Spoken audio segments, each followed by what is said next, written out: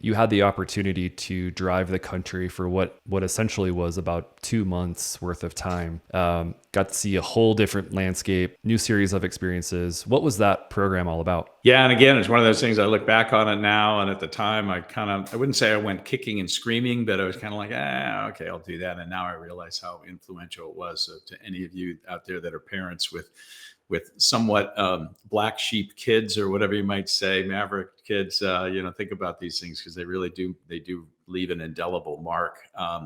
So this was a project. So I graduated from high school and I was debating about whether I wanted to go to college, and I didn't really know what I wanted to do, but I'd always had a strong, again, didn't know what it was called then, but an interest in the environment, an environment of some form or another. And there was a course called the Know America Project. It was out of Clark University, I think in Worcester, Massachusetts.